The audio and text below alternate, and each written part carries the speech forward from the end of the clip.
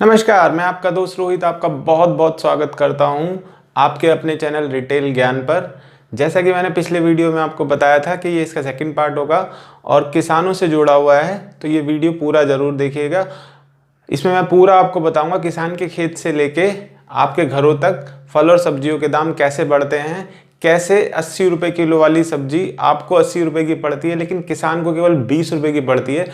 Video पूरा देखिएगा और लाइक शेयर सब्सक्राइब भी कीजिए अगर आपको पसंद आती है, प्लीज़।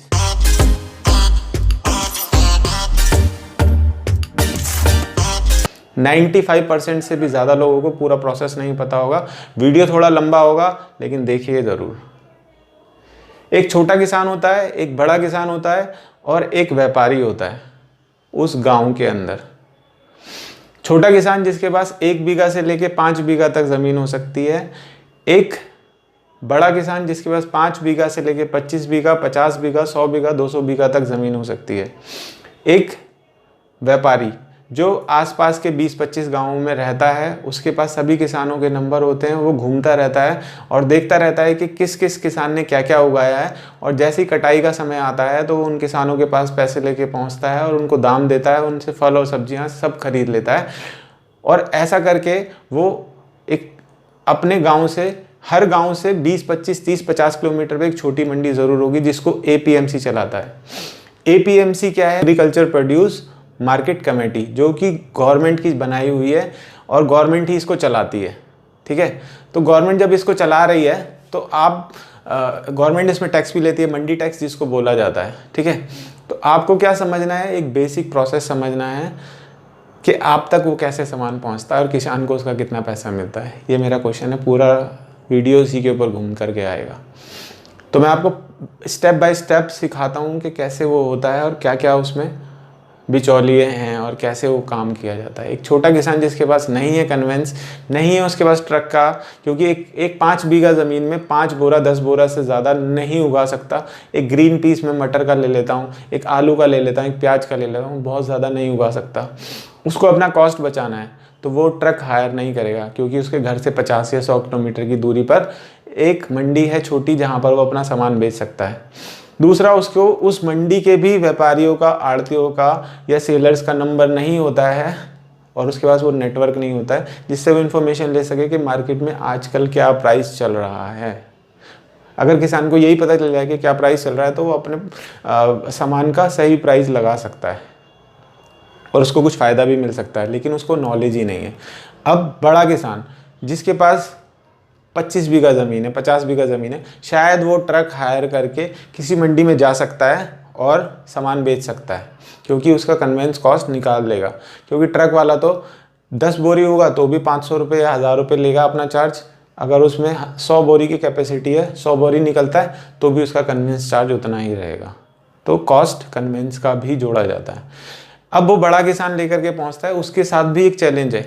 वो चैलेंज क्या है कि उसको भी मंडियों के बारे में ज़्यादा नॉलेज नहीं होती, ज़्यादा दुकानों के बारे में नॉलेज नहीं होती, और उसको बड़ी मंडियों के बारे में नॉलेज नहीं होती है जो शहरों के नज़दीक में बनी होती हैं। एक छोटी मंडी जिसको APMC चला रहा है, एक बड़ी मंडी जो शहरों के पास है उसको भी APMC चला रहा है। जो गाँवों के पास मंडी होती है छोटी छोटी होती हैं, गाँवों से किसान वहाँ सामान लेकर के पहुँचते हैं, लेकिन एक्चुअल में किसान नहीं पहुँचते वहाँ पर, एक व्यापारी टाइप का आदमी पहुंचता है जो छोटे छोटे किसानों से, किसी से 5 बोरी, किसी से 10 बोरी, क्योंकि आसपास में ज़्यादातर उस सीज़न में एक ही तरह की फसल उगाई जाती है। जैसे गोभी उगा रहे हैं तो लगभग 50 अगर किसान हैं तो 20 किसान गोभी उगा रहे होंगे, बाकी किसान मटर उगा रहे होंगे, बाकी किसान कुछ आलू उगा रहे होंगे, बाकी किसान कुछ और उगा रहे होंगे। और वो प्रपोर्शनेट भी रखते हैं कि आधा ज़मीन यानी कि 25 बीघा 50 बीघा ज़मीन है तो 25 में गोभी उगा लेते हैं, 25 में मटर उगा लेते हैं। ऐसे सेग्रीगेशन भी रखते हैं लोग। तो इस तरीके से किसान अपना खेती करते हैं। तो खेती करने वाले किसान के पास नॉलेज नहीं है उसको कैसे बेचना है, कहाँ बेचना है, और उसको प्राइस भी नहीं पता होता कि क्या मार्केट प्राइस चल रहा है, यानी कि एंड कंज्यूमर उसका कितना प्राइस दे रहा है, ये भी उसको नहीं पता। अब जो व्यापारी है, जो छोटा किसान है, वो लेके मंडी पहुंचता है, उसको वहाँ पे कमीशन देना पड़ता है, आड़ती को मंडी टैक्स देना पड़ता है, पल्लेदार की कॉस्ट देनी पड़ती है, जिस ट्रक में लेके गया उस ट्रक की कॉस्ट देनी पड़ती है। उसको क्या प्राइस मिलता है आप कुछ भी सोच सकते हैं। छोटी मंडियों में तो कम ही पैसे मिलते हैं लोगों को, बहुत ज़्यादा पैसे नहीं मिलते हैं। अब जो व्यापारी है वो 50 बोरी, 100 बोरी, 10 बोरी सबसे इकट्ठा करके 100-200 बोरी एक बड़े ट्रक में डालता है, बड़ी मंडियों में भेजता है जो शहरों के नज़दीक में है, जो यहाँ से 300-400 किलोमीटर, 200 किलोमीटर की दूरी पर होती हैं। और वो आड़तियों से बात करता है। जैसे दिल्ली जैसी जगह है जहाँ पर बहुत बड़ी बड़ी मंडियाँ हैं। एशिया की सबसे बड़ी मंडी आज़ादपुर भी है, ओखला मंडी है, गाज़ीपुर मंडी है, और भी 5-6 मंडियाँ और हैं जो काफ़ी बड़ी बड़ी हैं और अच्छा टर्नओवर है उन मंडियों का। तो उन सभी से वो बात करता है, सभी से बात करता है कि कहाँ पर क्या प्राइस है। जहाँ पर उसको अच्छा प्राइस मिलता है वहाँ पर वो अपनी गाड़ी भेज देता है, क्योंकि दिल्ली के पास तो जानी है, या तो आज़ादपुर जाएगी, या ओखला जाएगी, या गाज़ीपुर जाएगी, या केशवपुरम जाएगी, या कहीं और मंडी पे जाएगी। तो कहीं ना कहीं वो मंडी में ले करके जाएगा अपने प्रोडक्ट को। अब व्यापारी को तो पता है कि क्या प्राइस मिल रहा है और कहाँ बेचना है, लेकिन किसान को नहीं पता। व्यापारी अपना पैसा लेता है, लेकिन व्यापारी का भी कॉस्ट लगता है। ठीक है, व्यापारी का भी कॉस्ट लगता है उस सब्जी को मंडी तक पहुंचाने के लिए। सेम कॉस्ट गाड़ी का, मंडी टैक्स का, आड़ती का कमीशन, आड़ती का मार्जिन, पल्लेदारी की कॉस्ट, यहाँ तक कॉस्ट लगा लीजिए आप। हर एक चीज़ का एक कॉस्ट है, हर एक चीज़ का पैसा लगता है। अब यहाँ से जब मंडी में सामान आ गया, अब आड़ती क्या करते हैं? अगर डायरेक्ट कोई किसान, जैसे यमुना में किसान जो उगाते हैं, अगर वो ले करके पहुँच जाते हैं, या फिर आगरा से भी काफ़ी किसान आते हैं दिल्ली में जो कि कोलैबोरेशन करके आते हैं, छोटे छोटे किसान, किसी का 5 बोरी, किसी का 10 बोरी, क्योंकि दिल्ली के 50-100 किलोमीटर मथुरा, आगरा, अलीगढ़, सोनीपत, इस तरह के जो किसान होते हैं, छोटे छोटे किसान भी कोलैबोरेशन करके एक बड़ी गाड़ी हायर करते हैं, 5-10 नग, 50 नग इकट्ठे करते हैं। नग यानी कि बोरा, जिसके अंदर वो सामान लेकर के आते हैं, वो बोरे के अंदर वो भर करके लाते हैं और उस मंडी में पहुंचते हैं, और जो आड़ती उनको सही रेट दे रहा होता है वहाँ पर गाड़ी लगाते हैं अपना, और वहाँ उतार करके अपना सामान बेचते हैं। लेकिन आड़ती ऐसे सामान नहीं बेचता है। आड़ती अपना सामान जो बेचेगा वो कस्टमर को बेचेगा। वहाँ पे कस्टमर भी कौन होते हैं? मासाखोर होते हैं। मासाखोर एक छोटा भाई समझ लीजिए आड़ती का, जो कि बल्क में सामान खरीदते हैं। और ये भी 2 तरीके के होते हैं। एक जो सामान को बोरे में बल्क में बेचता है कि बोरे के बोरे बेच दूंगा। दूसरा वो जो सामान को खोलता है, उसकी शॉर्टिंग, ग्रेडिंग करता है और उनको छोटे छोटे पैकेट्स में पैक करता है रिटेलर के लिए। उसकी क्वालिटी मेंटेन करके, क्वालिटी के हिसाब से वो प्राइसिंग देता है, और 5 किलो, 10 किलो, 15 किलो, 25 किलो तक के बैग्स बनाता है, पॉलीथीन में पैक करता है और उसको रिटेलर्स को बेचता है। तो ये आड़ती का छोटा भाई हो गया। अगर वो आड़ती डायरेक्ट भी बेचता है तो डायरेक्ट रिटेलर को भी बेचेगा, तो हर एक बोरे का प्राइस कुछ ना कुछ अलग होगा। अब मान लीजिए कोई रिटेलर पहुंचता है, वो कहता है मुझे 5 बोरे चाहिए, हो सकता है उसको कोई और प्राइस मिले। कोई रिटेलर, कोई ठेले वाला पहुंचता है, उसको 1 बोरा चाहिए, उसको कुछ और प्राइस मिलेगा। अब किसान को तो सारा ओवरऑल प्राइस करके वो दे देगा, उसमें मंडी टैक्स भी जोड़ेगा, पल्लेदारी की कॉस्ट भी जोड़ेगा, जिस गाड़ी से आया उसका कन्वेंस भी जोड़ेगा, अपना मार्जिन भी जोड़ेगा, अपना कमीशन भी जोड़ेगा। उसके बाद वो उस व्यापारी किसान को सामान का पैसा देता है। अब आपके घर तक का सामान उस मंडी से पहुंचने तक का प्रोसेस बताते हैं। एक छोटा ठेले वाला जब मंडी में पहुंचता है, उस आड़ती से सामान लेता है, उस पल्लेदार से, पल्लेदार को पैसा देता है 5 बोरी, 1 बोरी उठाने का और गाड़ी में रखवाने का। उसके बाद वो गाड़ी वाला उससे पर नग के हिसाब से पैसा चार्ज करता है। ऑटो वाला, रिक्शे वाला, कोई भी हो सकता है, वो आपके ठेले तक पहुंचता है। जहाँ वो ठेले पर लगाता है वहाँ पे पुलिस वाला उसके पास आता है, उससे पैसे लेता होगा और इस तरीके से वो अपना दुकान चलाता है, ठेला चलाता है। या फिर नहीं भी लेता होगा तो वो ठेला चलाता है, दिन भर उसको बेचता है, वो भी अपना मार्जिन रखता है।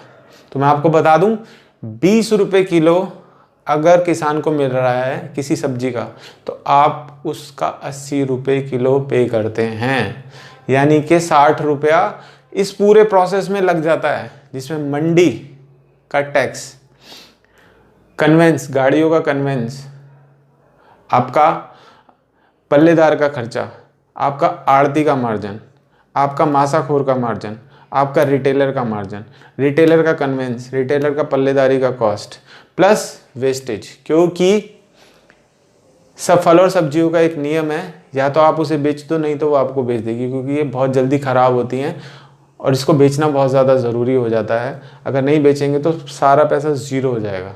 रिटेलर का भी, एक वीकली मार्केट वाले का, एक ठेले वाले का। तो ये भी समझना बहुत ज़रूरी है। अब आपको ये बात मैं इसलिए बताया सारा प्रोसेस कि अब आप समझिए कि गवर्नमेंट को क्या करना चाहिए। मेरे हिसाब से टिप्स मैं देना चाहता हूँ कि गवर्नमेंट को जो छोटी मंडियाँ हैं उन्हीं को बड़ी मंडियाँ बनाना चाहिए, पहला चीज़। दूसरा चीज़, गवर्नमेंट ने जैसे मदर डेयरी खोला हुआ है जिसके अंदर सफल के स्टोर्स हैं, इस तरीके के स्टोर्स बनाने चाहिए। शहरीकरण करना चाहिए गाँवों के नज़दीक में, जो कि वहीं पर ही उनका मार्केट में ही ख़रीदा जा सके। वो 200-400 किलोमीटर फल और सब्जियां चल के जाएंगी तो वो ख़राब भी होंगी, टाइम भी लगेगा। खेत से निकली, छोटी मंडी तक पहुंची, छोटी मंडी में कंज्यूम हो जाए। और वहाँ पर गवर्नमेंट को और चीज़ क्या करनी चाहिए, अगर कोई प्रोडक्ट्स को शेल्फ लाइफ उसकी बचानी है तो वहाँ पे कोल्ड स्टोरेज या और भी बहुत सारे प्रोसेस जो गवर्नमेंट करती है वो सब चीज़ें करनी चाहिए। गवर्नमेंट को प्राइस फिक्सेशन कर देना चाहिए ताकि एक किसान को पता रहे कि मुझे 20 रुपये किलो देना है तो मुझे 15 रुपये किलो का दाम नहीं मिलना चाहिए। क्योंकि मंडियों में क्या होता है, शेयर मार्केट की तरह है। मंडी का भी आपको एक प्रोसेस बता देता हूँ।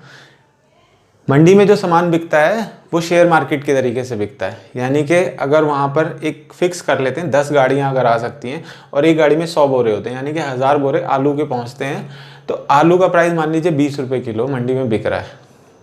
अगर वो 12 गाड़ियाँ पहुँच गई तो वो 18 रुपये किलो हो जाएगा। अगर वो 8 गाड़ियाँ पहुँचती हैं, 9 गाड़ियाँ पहुँचती हैं तो शायद वो 21 या 22 रुपये किलो हो जाएगा। और वो 5 ही गाड़ियाँ पहुँचती हैं तो 25 से 30 रुपये किलो भी उस दिन आलू का दाम हो सकता है। तो कभी कभी आप देखते हैं कि एक ठेले वाला कुछ दिन पहले आपने कुछ सामान खरीदा होगा, उसका दाम 60 रुपये था, अचानक से 80 रुपये हो गया, या 80 रुपये था अचानक से 60 रुपये हो गया। प्राइस बढ़ना और घटना का प्रोसेस ही ये है। इसको मिनिमाइज़ करने के लिए भी, क्योंकि डिमांड और सप्लाई का जो पूरा रोल है, जो इकोनॉमिक्स का जो लॉ है वो इसमें अप्लीकेबल हो जाता है पूरा शेयर मार्केट की तरह। तो इसमें कम से कम कुछ प्रोडक्ट्स का तो प्राइस फिक्सेशन कर देना चाहिए, क्योंकि किसान को तो उसका मिनिमम कॉस्ट नहीं मिल रहा है, बीच के लोग खा रहे हैं।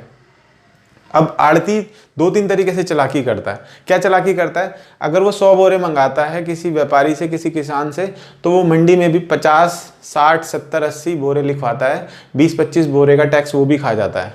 दूसरा, अगर किसान जल्दी में है जाने के लिए, क्योंकि अगर किसान कोलैबोरेशन करके आते हैं तो वो छोटे छोटे किसान के मन में एक छोटा सोच होता है कि जिस गाड़ी को मैं हायर करके लाया हूँ वो वापस मेरे गांव में जाएगा, मेरे घर के नज़दीक में जाएगा, तो मैं इसी में वापस चला जाऊँगा, मेरा 100-200 रुपये का कन्वेंस बच जाएगा, 200-300 रुपये तक का कन्वेंस मेरा बच जाएगा। अदरवाइज़ उसको बस से या ट्रेन से, और फिर टाइम भी कंज्यूम हो, उसका जो लग रहा है वो बच जाएगा और घर तक वो पहुँच जाएगा सही सलामत।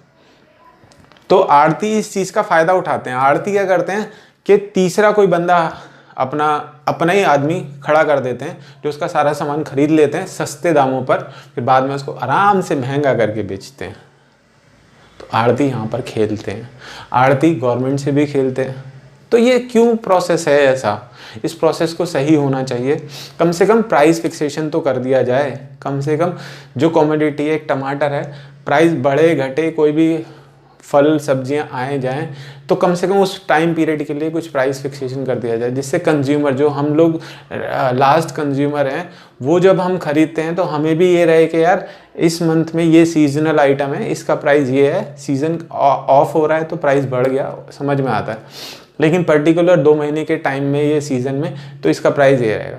भले ही वो सस्ती हमें ना मिले, क्योंकि कई बार बहुत ज़्यादा सस्ती भी हो जाती हैं। हमें सस्ती नहीं चाहिए, लेकिन हमें अच्छी चाहिए। आज भी जब मैं मार्केट में, वीकली मार्केट्स में सामान खरीदने के लिए जाता हूँ, तो वो सब्जियाँ मैं कैसे खरीदता हूँ आप सोचते हैं? एक आदमी 50 रुपये किलो सब्जी बेच रहा है, एक आदमी 40 रुपये किलो सब्जी बेच रहा है, सेम। एक आदमी 35 रुपये किलो सब्जी बेच रहा है। मुझे कैसे पता चलेगा कि वो इतना बेच रहा है, जब तक मैं तीनों से नहीं पूछूंगा। तो किसानों को अपना नेटवर्क बढ़ाना चाहिए, किसानों के पास अवेयरनेस आनी चाहिए, चाहे वो स्मार्टफोन के थ्रू आए या किसी भी तरीके से आए। उसको नॉलेज रहना चाहिए कि एंड कंज्यूमर कितने का खरीद रहा है और उसको कितने का बेचना चाहिए। बीच का जो 60 रुपये का जो मार्जिन है वो कम से कम होना चाहिए। हम लोगों तक वो 40 रुपये 50 रुपये में पहुँचना चाहिए। किसान को कम से कम वो 25 रुपये, 20 रुपये की जगह 25 या 30 रुपये मिलना चाहिए। 20 रुपये से ज़्यादा का बीच का कन्वेंस और सबका कमीशन नहीं, इतने में ही एडजस्ट होना चाहिए। तो ये मैं आपको बताना चाहता था। होप करता हूँ आपको वीडियो समझ में आया होगा, अच्छा लगा होगा।